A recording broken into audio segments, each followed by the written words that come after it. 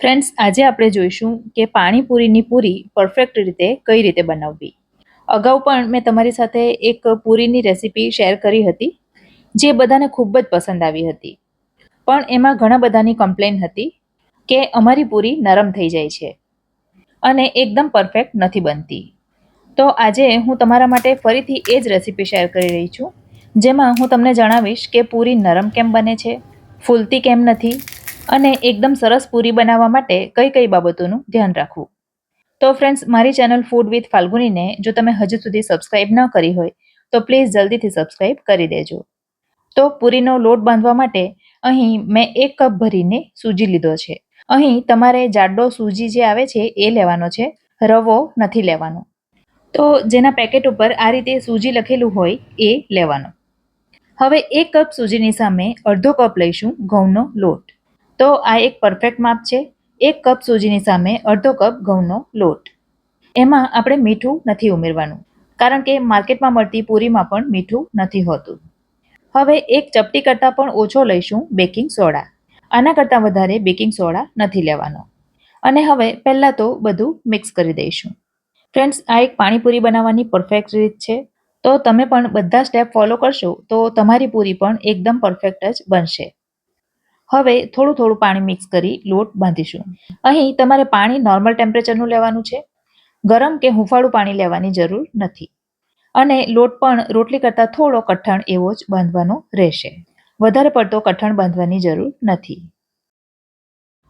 તો આ પ્રકારે શરૂઆતમાં સાધારણ નરમ હોય એ પ્રકારનો લોટ બાંધીશું અને ત્યાર પછી એને 15 મિનિટ માટેનો રેસ્ટ આપવાનો રહેશે.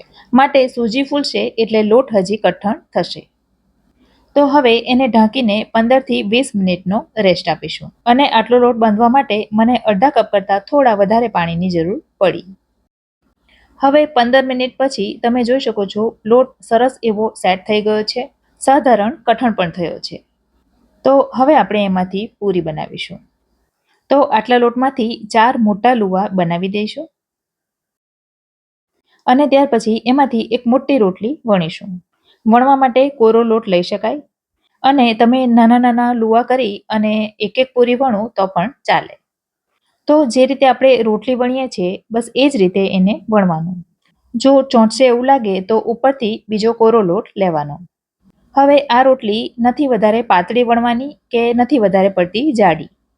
તો એક સિક્કો લઈએ અને એને એની બાજુમાં મૂકીએ તો બસ એટલી થિકનેસ રોટલીની હોવી જોઈએ. હવે કોઈ ધારવાળી વાડકી, ગ્લાસ અથવા તો મેં આ પ્રકારની કેપ લીધી છે, તો એનાથી કટ કરી પૂરીનો શેપ આપી દેવાનો. તો આટલી થિકનેસવાળી પૂરી તૈયાર થશે, લગભગ રોટલી જેટલી. જો તમારી પૂરી પાતળી વણાશે તો એ ફૂલશે નહીં અને કડક થઈ જશે. અને જો જાડી વણાશે તો એ તળ્યા પછી નરમ થઈ જશે. તો પૂરીની થિકનેસ પરફેક્ટ હોવી ખૂબ જ જરૂરી છે. હવે પૂરી વણાઈ ગયા પછી ક્યાં તો એને તરત જ તળી લેવાની, અથવા તો તરત જ ન તળવી હોય તો એને આ રીતે ભીના કપડા ઉપર પાથરી દેવાની. પૂરી બંને તરફથી નરમ હોવી ખૂબ જ જરૂરી છે. વળી આ પૂરી આપણે સૂજીથી બનાવી છે તો એ તરત જ સુકાઈને કડક થઈ જાય છે. અને થોડી પણ સૂકી પૂરી હોય તો એ ફૂલતી નથી. માટે ભીના કપડા ઉપર પૂરી પાથરી એના ઉપર પણ ભીનું કપડું પાથરી દેવાનું. તો આ રીતે મેં બધી પૂરી વણીને તૈયાર કરી દીધી છે. અને હવે જે પહેલાં વણેલી પૂરી છે એને પહેલાં તળીશું. તો જોઈતી પૂરી લઈ અને એના પર ફરી પાછું ભીનું કપડું ઢાંકી દેવાનું.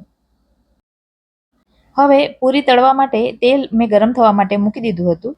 અને પૂરી જ્યારે તેલમાં મૂકીએ ત્યારે તેલ એકદમ ગરમ હોવું જોઈએ, તો જ પૂરીના બંને પડ એક સરખા થશે. પૂરીને તેલમાં મૂક્યા પછી પૂરી ફૂલી જાય ત્યાર પછી પણ એને થોડીવાર માટે તેલમાં જ તળાવા દેવાની. તેલના બબલ્સ થોડા ઓછા થાય, પૂરી સાધારણ લાલ એવો રંગ પકડે ત્યાર પછી જ એને તેલમાંથી બહાર કાઢવાની. હવે તેલ જો થોડું ઘણું પણ ઠંડુ હોય તો શું થાય એ તમને બતાવી દઉં. તો તમે જોઈ શકો છો પૂરી પ્રોપર ફૂલતી નથી. તો એ રીતે બધી પૂરી તળી લેવાની. અને તમે એકસાથે 2-3 પૂરી પણ તળી શકો છો. પણ 2-3 પૂરી સાથે તળવાના હો તો એક પૂરી ખીલી જાય ત્યાર પછી જ એમાં બીજી પૂરી મૂકવાની. તો આટલી બાબતો ખાસ ધ્યાનમાં રાખજો. પૂરીનો લોટ એકદમ નરમ પણ નહીં અને એકદમ કઠણ પણ નહીં, એ પ્રકારનો મીડિયમ બાંધવાનો. બીજું, લોટ બાંધ્યા પછી એને રેસ્ટ આપવાનો. ત્રીજું, પૂરી વધારે પડતી જાડી પણ નહીં અને વધારે પડતી પાતળી પણ નહીં એવી વણવાની. અને પૂરીનો રંગ ડાર્ક એવો થાય ત્યાં સુધી એને તળવાની. આટલી બાબતો જો તમે ધ્યાન રાખશો તો તમારી પૂરી પણ એકદમ પરફેક્ટ બનશે. અને છતાં પણ જો તમારી પૂરી પરફેક્ટ નહીં બને તો સમજવાનું કે તમને હજી થોડી પ્રેક્ટિસની જરૂર છે. રેસીપી જો ગમી હોય તો વિડીયોને લાઇક કરજો અને તમારા સર્કલમાં શેર કરજો. તો ફરી મળીશું આવી જ એક નવી રેસીપી સાથે. ત્યાં સુધી મને રજા આપો. આવજો.